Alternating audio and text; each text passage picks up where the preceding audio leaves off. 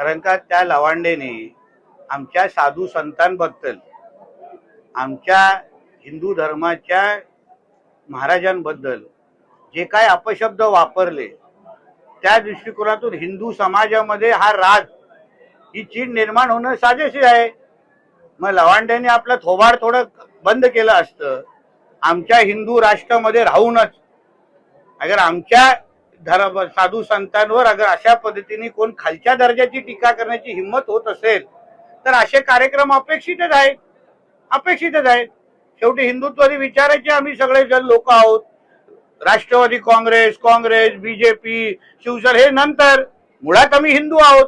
आणि हिंदू असताना आमच्या धर्माला वाढवण्यासाठी, धर्माचे आशीर्वाद देणारे जे आमचे धर्मगुरू आहेत त्यांच्या बाबतीमध्ये कोणीही अगर अपशब्द वापरत असेल तर हा ये तो सिर्फ झाकी आहे, पुरा पिक्चर बाकी आहे. एवढं लक्षात ठेवावं आणि अवकाशात राहावं. महात्मा फुले, क्रांतीज्योती सावित्रीबाई फुले ज्यांच्यासाठी लढले, म्हणजे बहुजन समाजातल्या मुला मुलींना तिथे संधी मिळावी.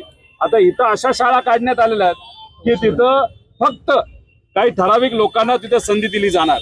आता हे काय संतांच्या विचाराचे आहेत का? शिव्या देणं हे संतांच्या विचारात आहेत का? छत्रपती शिवाजी महाराजांचं नाव घेतो हा भोंदू महाराज. मला त्याला सांगायचं, जेव्हा तो बागेश्वर महाराजांबद्दल बोलला होता, तुकोबारायांबद्दल बोलला होता, माऊली महाराजांबद्दल बोलला होता, तू काय केलं तेव्हा? आता हे कोण नितेश राणे बोलतात, आता बरं बोलायला चुरू जमते.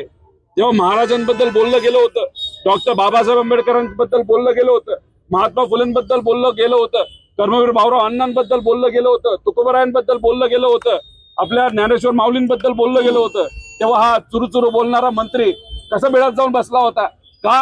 कारण का यांना जोपर्यंत वरून भाजपच्या प्रमुख महाराष्ट्राच्या नेत्यांकडनं आदेश येत नाही तोपर्यंत हे बोलत नाही. यांना विचारच कुठे?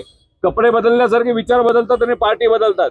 त्यामुळे आम्ही सर्वजण संतांच्या विचाराबरोबर आहोत, शिवशाहू फुले आंबेडकरांच्या विचाराबरोबर आहोत आणि हा विचार जपण्यासाठी प्रयत्न करणारे विकास भाऊंसारखे आणि इतरही अन्य जे कोणी वारकरी संप्रदायाचे लोक असतील, कार्यकर्ते असतील, त्यांच्याबरोबर आहोत.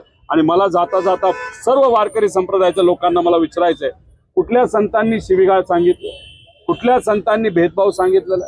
कुठल्या संतांनी जेव्हा सामान्य लोकांवर अन्याय होतो, शेतकरीपासून कष्टकरी महिलांवर गप्प बसण्यासाठी सांगितलेलं?